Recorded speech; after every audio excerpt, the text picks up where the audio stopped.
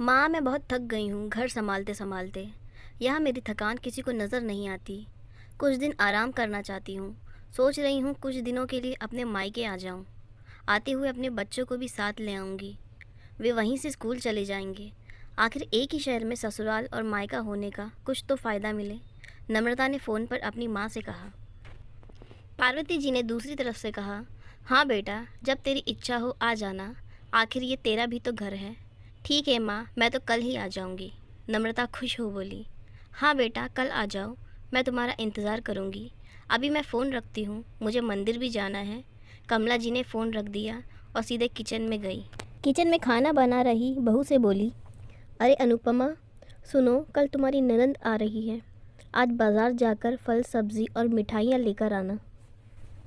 बेचारी मेरी बेटी ससुराल में नौकरों की तरह काम करती है और उस पर कोई ध्यान ही नहीं देता।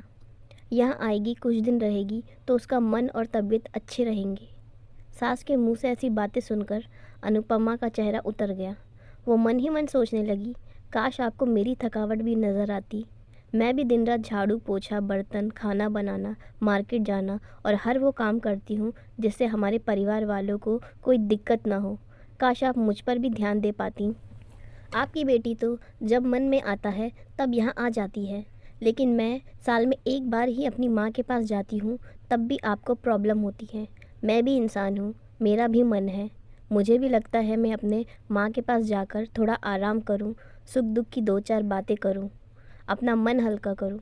भगवान, अब तुम ही कुछ करो ताकि मेरी सास की आंखें खुले और उसे मेरी थकावट भी नज़र आए।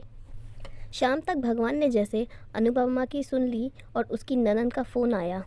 ननंद ने अपनी माँ से कहा कि उसकी सास ने उसे मायके आने के लिए मना कर दिया है, इसलिए इस बार वो नहीं आ सकती। पार्वती जी बोली, ऐसे कैसे मना कर दिया? पहले तो कभी वो तुम्हें आने के लिए नहीं रोकती थी, इस बार भला क्या हो गया? लाओ मेरी बात कराओ उनसे, मैं समझाती हूँ। नम्रता ने फ़ोन अपनी सास के पास दिया। पार्वती जी ने कहा, नमस्कार समधन जी, आपसे कुछ कहना था। समधन जी ने कहा, कहिए। दरअसल नम्रता कल त्यौहार है, इसलिए अपने मायके आना चाहती है। अगर आप उसे भेज दें तो अच्छा रहेगा। नम्रता की सास ने कहा, देखिए समधन जी, आपकी बेटी मायके जाकर रहे, इस बात के लिए हमने उसे कभी नहीं रोका और इस बात से हमें कोई प्रॉब्लम भी नहीं है। कुछ दिनों पहले मैं अपने रिश्तेदार की शादी में गई थी। वहाँ आपकी बहू अनुपमा की माताजी से मिलने का मौका मिला। उनसे गपशप करने के दौरान उनकी बातों से पता चला कि अनुपमा को साल में एक ही बार अपने मायके जाने को मिलता है और वो भी बहुत कम समय के लिए। मुझे लगता है आपको पहले अनुपमा को उसके मायके भेज देना चाहिए और वो जब मायके होकर आ जाएगी तो मैं नम्रता को आपके पास भेज दूंगी। एक बहुत ज़रूरी बात जो मुझे लगता है आपको समझ लेना चाहिए कि आपको अपनी बहू को भी बेटी की तरह या बेटी से भी ज़्यादा प्यार देना चाहिए। उसे भी मायके जाने की इच्छा होती होगी।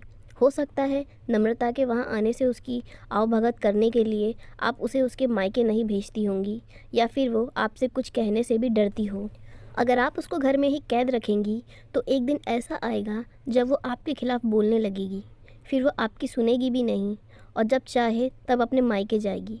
ऐसी परिस्थिति आए, इससे अच्छा है कि आप ही कुछ बदलाव अमल में ले आएँ, जिससे आपका रिश्ता और रिश्ते की मिठास ख़राब ना हो। पार्वती को अपने समधन के हर एक शब्द में सच्चाई नजर आई।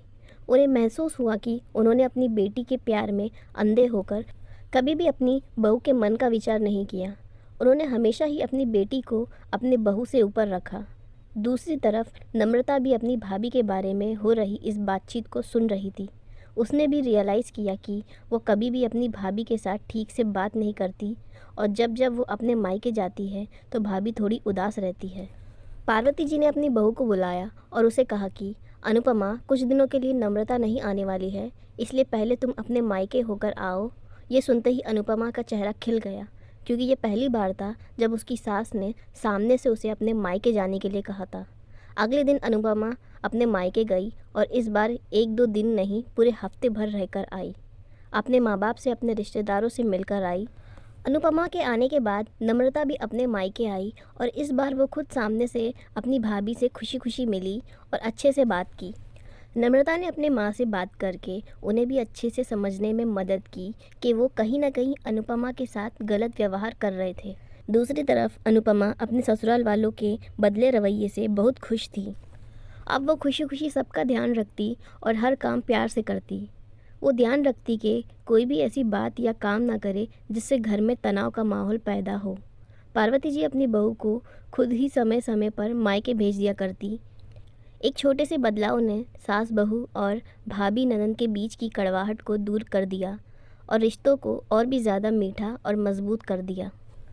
तो दोस्तों, आपको कहानी कैसी लगी कमेंट करके ज़रूर बताइए। वीडियो को लाइक और शेयर करिए, चैनल को सब्सक्राइब करिए। ऐसी और कहानियों के लिए हमारी बाकी की वीडियो ज़रूर देखिए।